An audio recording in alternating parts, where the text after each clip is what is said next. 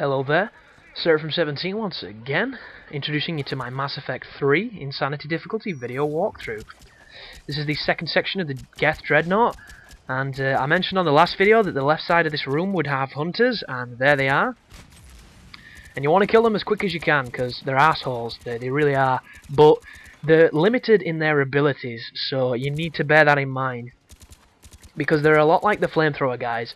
If he can't get close to you, he'll just keep running, and if you can keep shooting him and you keep hurting him, he will die before he reaches you, and that is your main ability against them. They will not shoot their shotgun unless they're close, but if they do, it's game over, because if he's close enough and he hits you with that gun, there is nothing you can do to stop it. It is super damaging.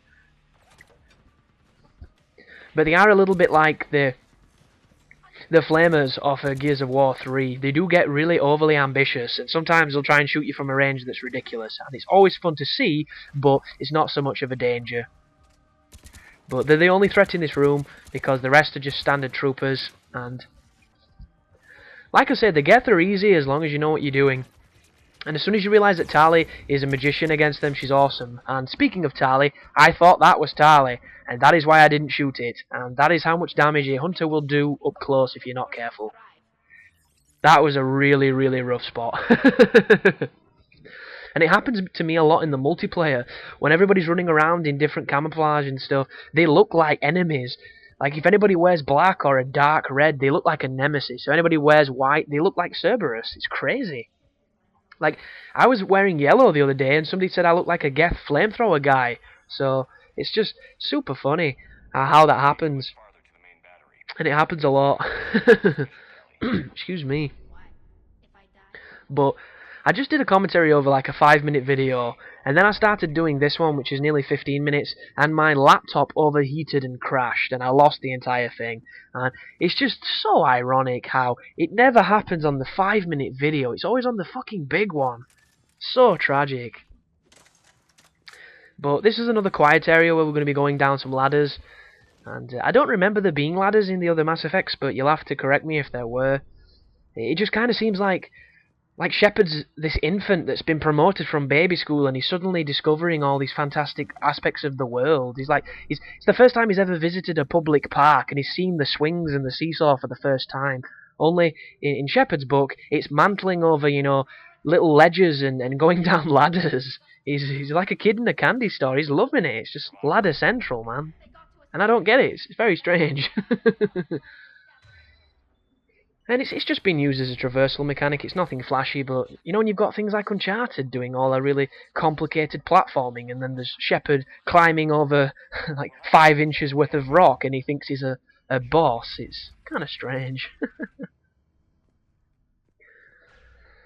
But we're going to be coming up here towards an interesting room, which is similar to the environmental rooms off the first, off the old game, off the second one. Only difference here is there's going to be an EMP wave that pulses through this. I think it's a gun barrel or something. It's kind of like that Death Star room off of Star Wars The Force Unleashed. And what will happen is every so many seconds there's going to be a ripple effect, like a domino. Here it comes, of energy that goes through this area. If you're in cover, it'll do nothing to you. If you're out of cover, it'll get rid of your shield. And if anything else hits you after it takes your shield, you're going to die. It's just that simple. And this room is not difficult, but it can be made more difficult because of the bullshit energy field that steals your shield, and the fact that there's a lot of rocket launcher guys and Geth hunters. So I've not really talked about the rocket launcher guys, but I'm not the biggest fan of them because I don't know if they've been training with Morgan Freeman or something, but these guys can bend rockets. It's stupid. And the only way to stop them from hitting you is either be in cover, and then they can't hit you unless they're at an elevated position, or wait for the rocket to get as close to you as it can and then do a roll, and it will generally miss you then. But like, they can be really lethal with them, and they'll spam them. They do not care about firing a lot of rockets at you. And it's just the combination of all this bullshit, you know, the environmental hazard, the rocket launcher spam, it can be challenging. And you want to just make sure that Tali's always sabotaging enemies, because it turns them against their friends, it makes it super easy. And just make sure you stay on top of the hunters, and then anybody that can flank you. Because right now, there's a platform to my left, and there's also an escalated platform to my right, and there's a ramp that leads up to it where James is stood right now. And you can be flanked, and if you get flanked by a hunter, you're in a world of pain. And even if you get flanked by something crappy, you've still got to get out of cover and move to a better position, and while you're doing it, it gives all his friends an opportunity to shoot you, and it's bad news. So you just need to have as much situational awareness as you can. In my defense, I've not got any volume on when I'm playing, because on this guide, like a lot of them, I was watching an anime called Rurouni Kenshin while I was playing, so I can't hear when people are sneaking up on me and things like that. So it does happen quite a lot, but any sane human being is probably listening with the volume, so you'll hear cues that the Geth are getting close, and you should be able to react accordingly. But right now, both my team are dead, and the enemies will get more aggressive when you're on your own. And you'll notice I'm getting shot from the side. I immediately register it and I run away. Get back into cover. I somehow manage to keep all my life. I regenerate. I get my shield back, and then I'm hopefully going to take some of these dudes down. But look at this bullshit. That is bad design if ever I saw it. It makes no sense why Shepard would try to come out of cover on the right hand side when he's aiming down the left hand side. It's silly. Really silly. And I don't think you can swap shoulders of where you aim on this game. I've not checked the controls, and I've never actually needed to do it. This is one of the few games where it doesn't really crop up that much. But right then, would have been nice if I'd have had the option to, because that is just bullshit. And this is the enemies aggressively pushing me and hitting me with rockets. And I'm being stubborn, I'm not using Medigel, but I get to the point where there's literally no reason not to. And I get my buddies up, I get my life back, and this place cools down. But one thing to bear in mind on this area that I know from experience is when you fight these enemies and you're pushing forward, sometimes they'll spawn really close to you and it can put you in a bad spot. But what happened to me the first time is I spawned a bunch of enemies after a massive firefight and they killed me, but when I respawned in, none of the enemies did. It was really strange. It was the only time of the game where it's happened, but we got to walk through this area completely without hassle at all. There was no incidents whatsoever. The enemies just did not trigger. We did not fight anything. It was really strange. But look at that rocket launcher guy. They fire rockets at 2 yards. It makes no sense. I think there should be like an area of denial when you get close to a rocket launcher guy, where he can't fire at you, where he's forced to change his weapon or something, because that's just silly. And you'll notice as well, I don't use my adrenaline shot that much, my adrenaline move, and I don't know why. I kind of use it as a panic button on my recording run. Whenever I'm in trouble, I use it to get that extra bit of buff, that extra bit of damage, and I should use it more. So I suppose this is my way of saying use your abilities, because there's no reason not to. But I cleaned that last guy up. I noticed that my other team member who's dead now, who's Tally, she did not stand up, so that means that there's probably somebody still alive, or there's still more enemies to spawn in. So I pick her up, and I'm moving forward now, and I'm tentatively trying to trip the invisible line that makes the enemies come. And I don't think it happens. I think I'm just being nervous for the sake of being nervous. But we'll soon find out. So I pick up some ammo, I'm looking around, I'm almost certain something else is going to turn up, and yeah, it never does. So all you have to do is activate that console, and then we're going to be moving deeper into the ship and towards the final section of the mission.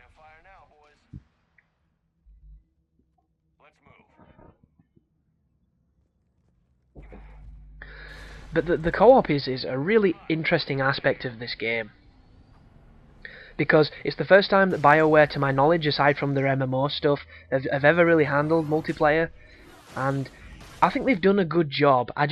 It almost seems like the scope of it is really, really held back, and I don't know why. It's almost as if they had a load of ideas they could have used, and they decided to save them for a sequel. Is the only real, logic or reasoning I can put forward. But I'm going to probably talk about that in a different video, because this firefight coming up can be difficult. So, right there, that was a trip mine that I ran into like a douchebag. That is a rocket dude, so I'm using my adrenaline to try and stun him with the incendiary shots and clean him up, which works a treat when you upgrade the incendiary shot. And now I'm on the balcony. This means nobody can get higher than me, so I'm never at any threat of anybody shooting down on me. The only problem is that dude just then shot up, and he has fantastic aim, so it hit me. But The way I like to handle this room is I take the guys out on the balcony first, and then I focus on the guys on the ground. And your team is going to be down on the ground floor causing havoc, so you want to make sure that, you know, you're telling them to do the moves, you're telling them to use their abilities and help you. And if you can't get a good shot up on the balcony, feel free to move down here. Feel free to, you know, keep alternating your position, and I flank round and I kill that final Geth. So I think the only thing left to do here is to go up the ladder in front. But I think as soon as you go up this ladder, or as you push towards this area, or you go down the ladder, sorry, enemies turn up. It's one of those, you know, throwing you in at the deep end moments where you drop down a ladder and there's a bunch of dudes all around you. As I brush off another trip mine there with my face. So dumb. But there's even silly things in the multiplayer, like the whole customizable armor on this game has been a little bit more embellished than it was on Mass Effect 2. And it enables you to change your shoulder pads and stuff, and it's probably very similar, because I knew you could do it on the second one. It's been so long since I've played it, so I can't really reference it all that well. But none of that is in the multiplayer, and it doesn't make any sense, because not only is it cosmetically pleasing, and there's a lot of people that are obsessed with making their character look unique, but it buffs your abilities in certain ways, and it'd give it a whole added depth. It just seems like they've held back on a lot, and considering that you can change like every conceivable shade of colour on your character, but you can't change what your character looks like, is really redundant. Because why would you go to all the time to model some really nice looking armors? I mean, like the collector armor that I've got, all the special armors. Why would you make them and then not use them? And this right now, God, that is a tense moment right there when you've got a hunter this close and no shield. But luckily enough, as soon as he appeared, I managed to use Tali's ability and she saved my ass.